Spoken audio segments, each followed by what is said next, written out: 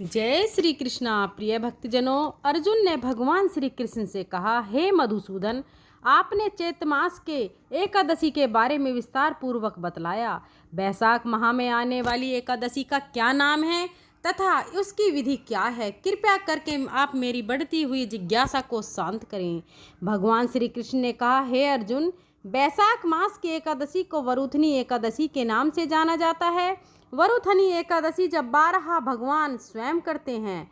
भक्तों की रक्षा यह केवल एक व्रत नहीं है, बल्कि पापों से मुक्ति, आत्मा की रक्षा और परम कल्याण का मार्ग है। इस दिन भक्तजन भगवान विष्णु के वराह रूप की विशेष पूजा करते हैं। उस रूप की जिसने धरती को समुद्र की गर्त से निकालकर धर्म की नींव फिर से रखी थी। वरुथनी एकादशी का व्रत करने से मनुष्य को सभी प्रकार के पापों से मुक्ति मिलती है और जीवन में सुख समृद्धि आती है। वरुथनी शब्द का अर्थ होता है रक्षा करने वाली। यह एकादशी आध्यात्मिक कवच की तरह कार्य करती है। जैसे युद्ध में सैनिकों को कवच ढाल की जरूरत होती है, वैसे ही इस संसार रूपी युद्ध में आत्मा को भी रक्षा चाहिए और वह रक्षा देती है यह पवित्र एकादशी। इस दिन व्रत रखने वाले रात्रि जागरण करने, प्रभु का भजन कीर्तन करने, ब्राह्मणों को दान करने और विशेषतः वराह भगवान की पूजा करने से पापों का नाश होता है। पिछले जन्मों के दोष मिटते हैं, ग्रह बाधाएं शांत होती हैं और आत्मा को दिव्य तेज की प्राप्ति होती है। पुराणों में कहा गया है, जो व्यक्ति वरुथनी एकादशी का श्रद्धा से पालन करता है वह अगले जन्म में राजसी वैभव और अंत में मोक्ष को प्राप्त करता है। इस दिन वराह भगवान की पूजा क्यों होती है? क्योंकि जब अधर्म, अहंकार और अज्ञानता ने पृथ्वी को डुबो दिया था, तब वराह रूपी विष्णु ही थे जो उस संकट में अवतरित हुए। इसलिए इस दिन इन्हें स्मरण करना, उनकी पूजा करना, मानो अपने जीवन की खोई हुई धरती को फिर से पा लेना है। जय हरि विष्णु। भक्तों, अब हम 2 कथाओं का श्रवण करेंगे। पहली वरुथनी एकादशी व्रत कथा और दूसरी भगवान विष्णु के वराह रूप अवतार की। भक्तों, आपसे निवेदन है कि आप कथा को श्रद्धा भाव से पूरा अंत तक अवश्य सुनें। भगवान विष्णु और एकादशी माता की कृपा हम सभी पर बनी रहे। चलिए कथा शुरू करते हैं। वरुथनी एकादशी का महत्व श्री कृष्ण द्वारा युधिष्ठिर को बताया गया है। पांडवों के वनवास के समय युधिष्ठिर ने श्री कृष्ण से एक बार पूछा, हे माधव, कृपया मुझे उस एकादशी के विषय में बताइए जो वैशाख कृष्ण पक्ष में आती है और सब पापों का नाश करती है। श्री कृष्ण मुस्कुराए और बोले, राजन, यह एकादशी वरुथनी एकादशी के नाम से जानी जाती है। वरुथनी का अर्थ होता है रक्षा करने वाली। यह व्रत मनुष्य को पापों से मुक्त, कर्मों से और पुनर्जन्म के दुख से रक्षा करता है। यदि दरिद्र को धनवान बनाता है, अपाहिज को चलने योग्य बनाता है, दुखी को सुख देता है और पापी को भी मोक्ष प्रदान करता है। श्री कृष्ण ने युधिष्ठिर को एक कथा सुनाई। बहुत प्राचीन काल की बात है, जब सत्य, धर्म और तपस्या ही जीवन के आधार थे। तब इक्ष्वाकु वंश में एक महान राजा मांधाता का जन्म हुआ। राजा मांधाता कोई साधारण शासक नहीं थे। वे परम धर्मात्मा, न्यायप्रिय और त्यागी थे। उनका राज्य धन धान्य से परिपूर्ण था। प्रजा सुखी थी और देवता तक उनकी प्रशंसा करते थे। परंतु जैसे जैसे समय बीतता, राजा मांधाता के मन में एक प्रश्न बार बार उठने लगा, क्या यही सब कुछ है? क्या राज्य, वैभव, कीर्ति ही जीवन का लक्षण है? क्या मुझे मोक्ष की ओर नहीं बढ़ना चाहिए? इस विचार ने उन्हें भीतर से झकझोर दिया। उन्होंने राज्य त्यागने के पश्चात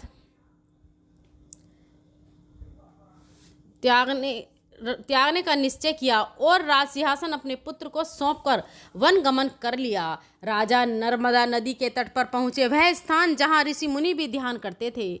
वहां का वातावरण अत्यंत पवित्र था। वृक्षों की छाया, मंद पवन, बहती हुई नर्मदा की धारा और दूर कहीं मंदिरों की गूंजता शंख, सब कुछ एक तपस्वी को आमंत्रण दे रहा था। वहां उन्होंने एक पैर पर खड़े होकर आंखें मूंदकर भगवान विष्णु का ध्यान प्रारंभ किया। वर्षों बीत गए। वर्षा, सर्दी, गर्मी, धूप सब सहते हुए अडिग तपस्या में लीन रहे। उनकी इस भक्ति से इंद्रलोक भी चकित हो उठा। इंद्र को भय हुआ कि कहीं राजा मांधाता स्वर्ग को जीत न ले। हमेशा होता है। इंद्र ने उनकी तपस्या भंग करने के लिए राक्षसी शक्तियां भेजी। एक दिन एक भयंकर भालू भूखा और क्रूर वहां आ गया। भालू ने राजा माधंता के शरीर पर झपटा मारा और उनका एक पैर चबाना शुरू कर दिया, परंतु न राजा विचलित हुए और न उन्होंने प्रतिकार किया। उनकी आंखें बंद थीं, मन प्रभु में लीन था। उनकी वाणी से केवल ओम नमो भगवते वासुदेवाय निकल रहा था। भालू उनके मांस को खाता रहा, रक्त बहता रहा, फिर राजा का ध्यान नहीं टूटा। यह देख कर स्वर्गलोक भी कांप उठा। देवता हतप्रत्ये, कौन है यह भक्त जो इतना सहन कर रहा है? फिर भी प्रभु नाम से डिग नहीं रहा था। तभी साक्षात भगवान विष्णु वराह रूप में प्रकट हुए। शरीर विशाल, मुख में दांतेदार रूप पर नेत्रों में करुणा। उन्होंने आते ही भालू का वध किया और राजा के शरीर को अपने कमल स्पर्श से पुनः पूर्ण कर दिया। भगवान वराह बोले, हे धर्मात्मा माधंता, तुमने जो अकनिष्ठ भक्ति की है, जो पीड़ा सहकर भी मेरा नाम नहीं छोड़ा, उससे मैं अति प्रसन्न हूँ। आज तुम्हारा शरीर नहीं, आत्मा अमर हो गई है। राजा ने आंसू भरी आंखों से भगवान को प्रणाम किया और पूछा, प्रभु, क्या यह केवल मेरी तपस्या का फल था या कुछ और? भगवान मुस्कुराए और बोले, हे राजन, तुम्हारी आत्मा पूर्व जन्म में भी पुण्यशील थी। तुमने पूर्व जन्म में वरुथनी एकादशी का व्रत श्रद्धा से किया था और इसी व्रत का यह फल है कि आज भी संकट में मैं स्वयं रक्षा करने आया हूँ।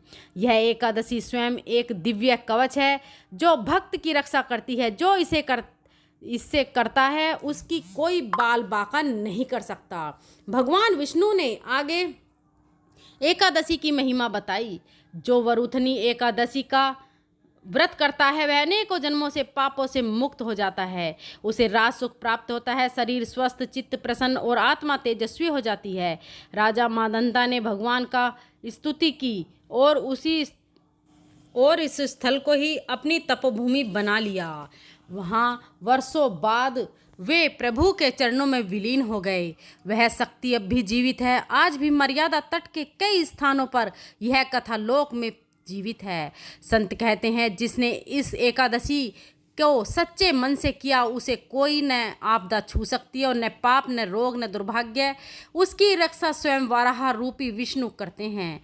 वरुथनी एकादशी केवल एक व्रत नहीं है, यह एक संरक्षक शक्ति है। जब भक्त जीवन की कठिनाइयों में एक पैर पर खड़ा होकर भी प्रभु का नाम लेता है, तब प्रभु भी वराह रूप में आकर उसकी रक्षा करते हैं।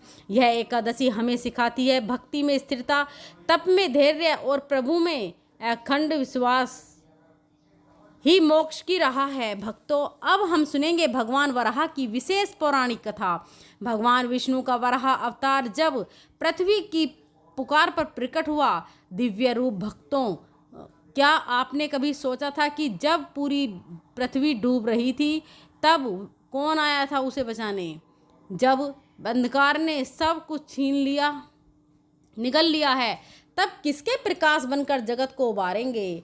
वह कोई उत्तर नहीं, भगवान श्री हरि विष्णु थे, वराह अवतार के रूप में। और ठीक उसी दिव्य स्मृति को जागृत करता है वारुथनी एकादशी। जब जब पृथ्वी पर अधर्म बढ़ता है, तब तब भगवान विष्णु किसी न किसी रूप में प्रकट होकर धर्म की स्थापना करते हैं।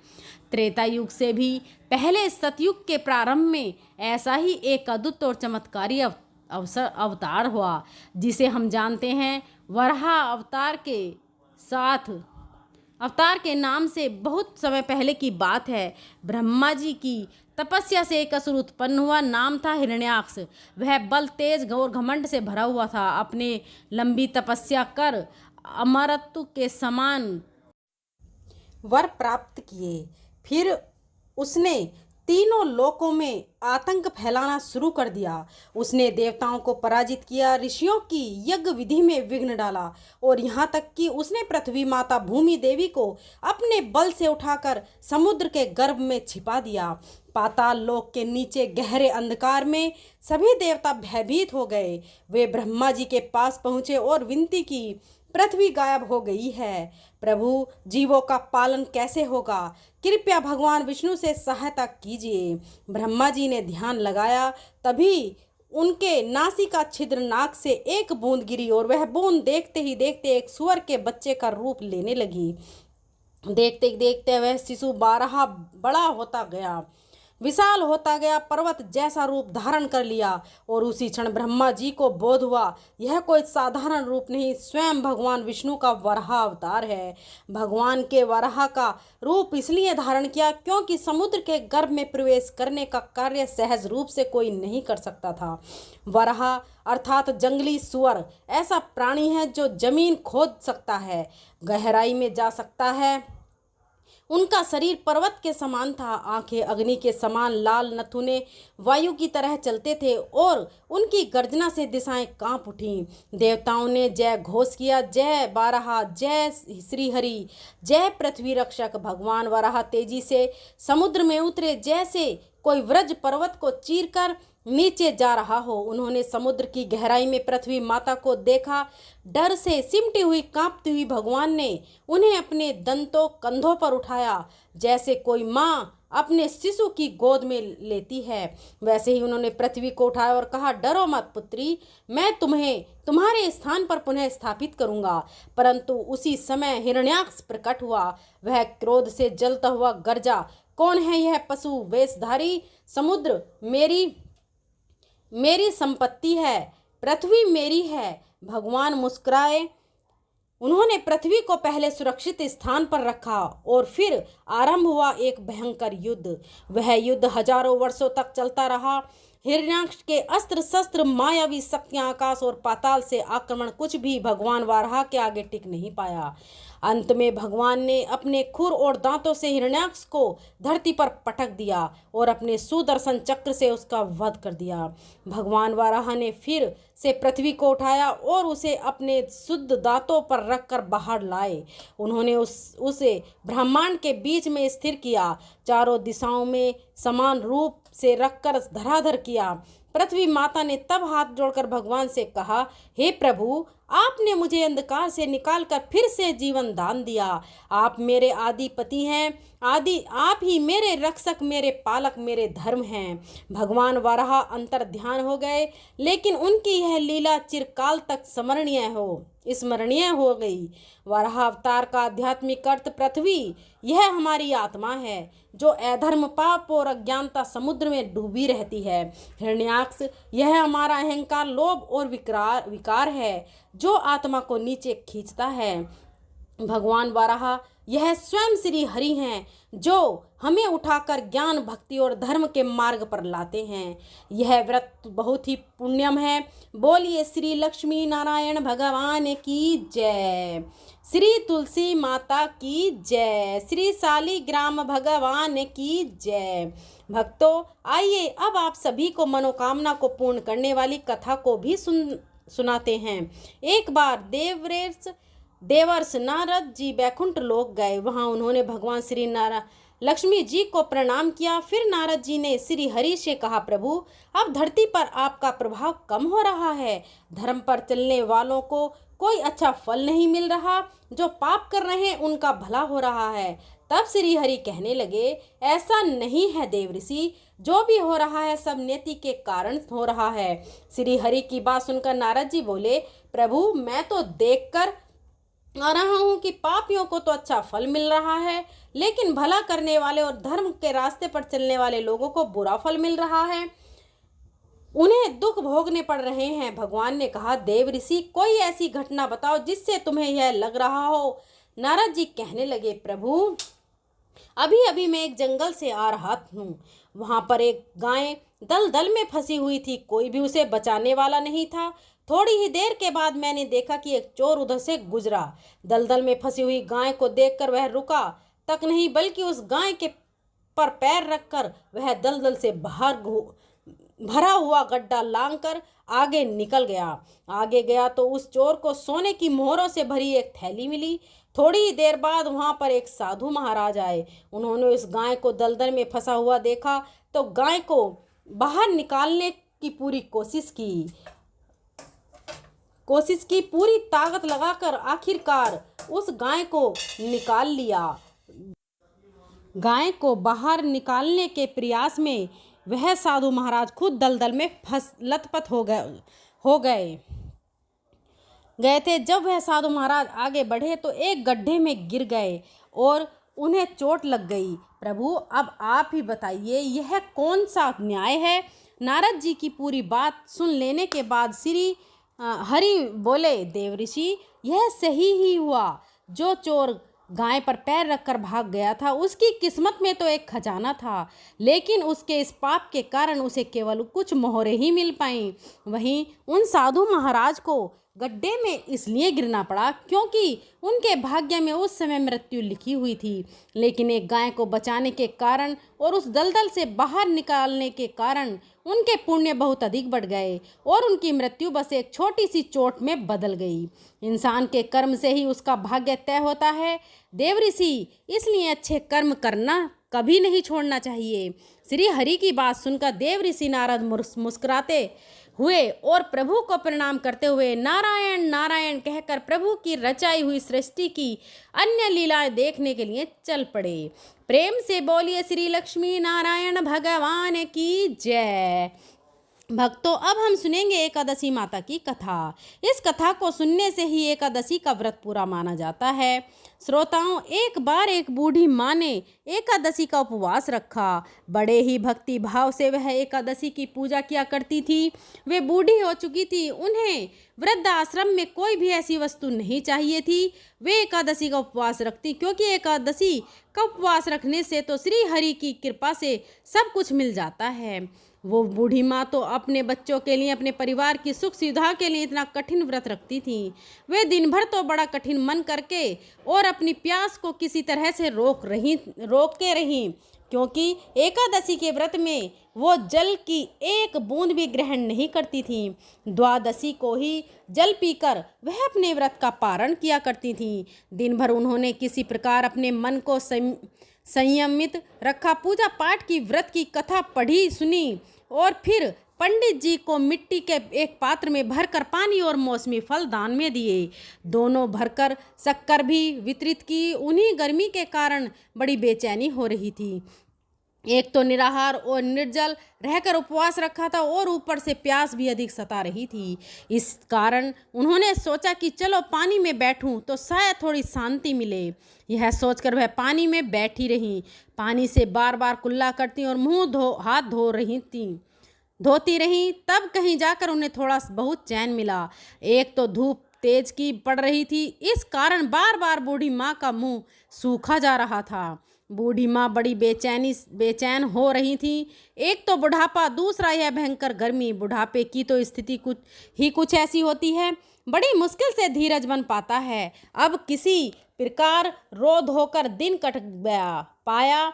अब बूढ़ी माँ के सामने पहाड़ सी लंबी रात थी, जिसका कट पाना बड़ा ही मुश्किल दिखाई दे रहा था। चारपाई पर पड़ी हुई बूढ़ी माँ को किसी प्रकार की शांति नहीं मिल रही थी। बार बार प्यास के मारे गला सूख रहा था और वे इस प्रकार बेचैन होकर करवटें बदलती जा रही थीं। कई बार उठकर वे घर के बाहर जाती, फिर अंदर आ जाती। ना उन्हें घर के अंदर शांति मिल रही थी और ना बाहर। वे पड़ी पड़ी एकादशी माता को याद करती रहीं और मन में कहती रहीं कि हे माता, आप मेरी लाज रखिएगा, आप ही मुझे शक्ति दीजिएगा ताकि मैं भली भांति आपका व्रत कर सकूं और यह पहाड़ सी रात सुकून से बीत जाए। प्यास के कारण बूढ़ी माँ के बेचैनी तो बहुत बढ़ ही रही थी।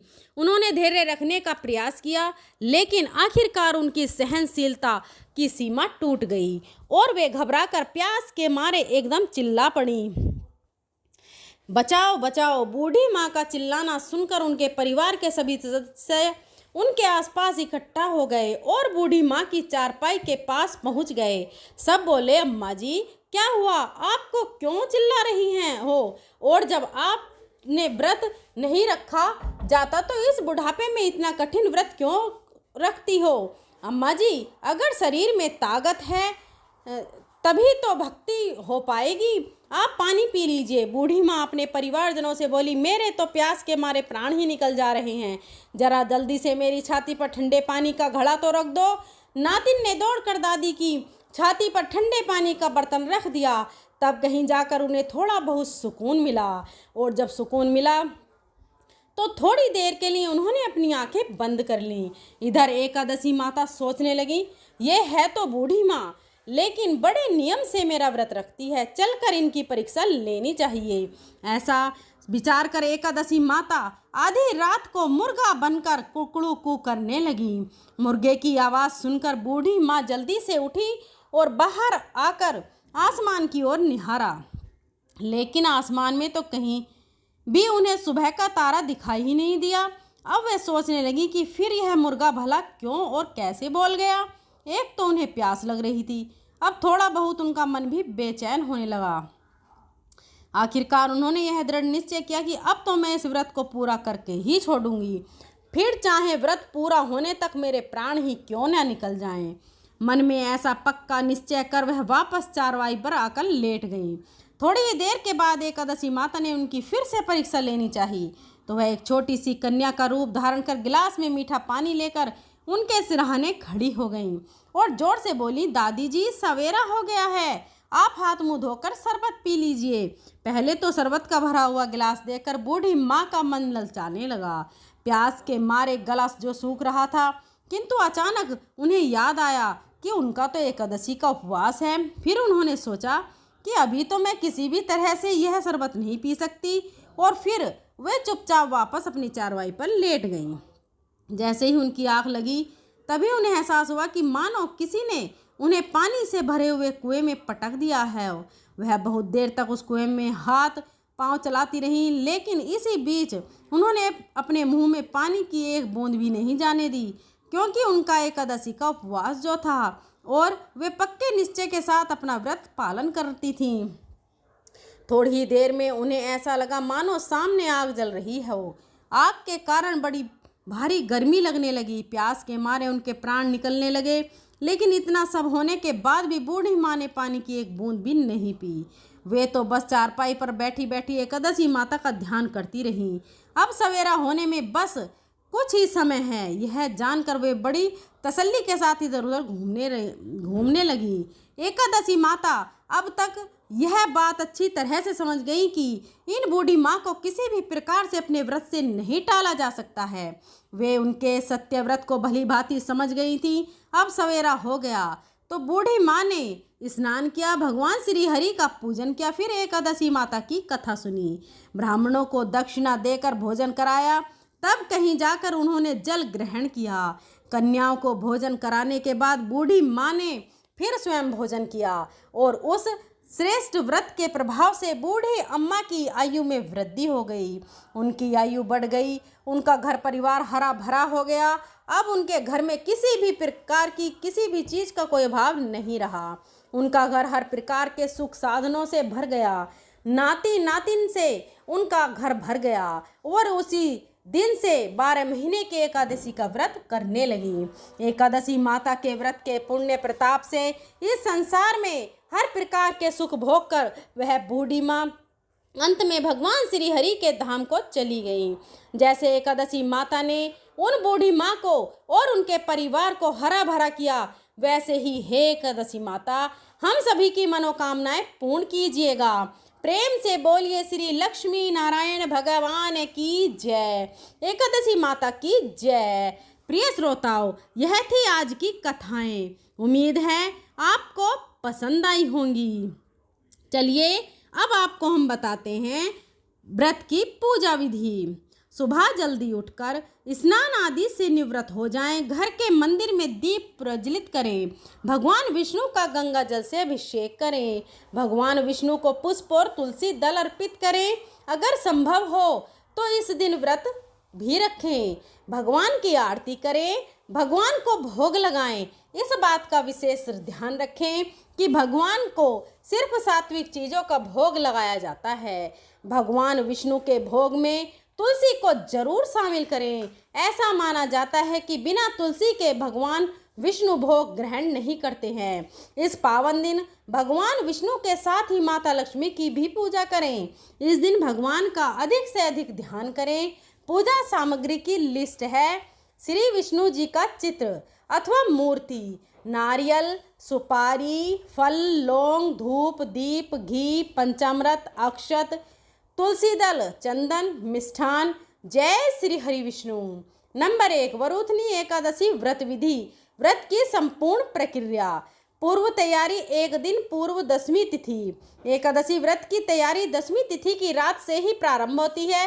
उस दिन सात्विक भोजन करें और शाम के बाद भोजन न करें। एकादशी व्रत में रात्रि भोज वर्जित है। मानसिक रूप से संकल्प लें, मैं भगवान विष्णु की कृपा के लिए वरुथनी एकादशी का व्रत करूंगी। एकादशी के दिन मुख्य व्रत दिवस 24 अप्रैल 2025। प्रातः काल की विधि। ब्रह्म मुहूर्त में उठें, स्नान करें और स्वच्छ वस्त्र धारण करें। घर के पूजा स्थान को गंगा जल से शुद्ध करें। व्रत का संकल्प करें, ओम नमो भगवते वासुदेवाय नमः।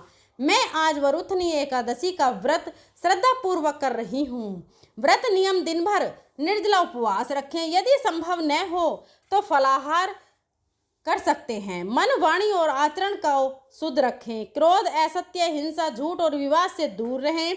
दिन भर भगवान विष्णु या वराह अवतार का स्मरण करें। भजन कीर्तन करें। रात्रि को जागरण करना अति पुण्य फलदायक है।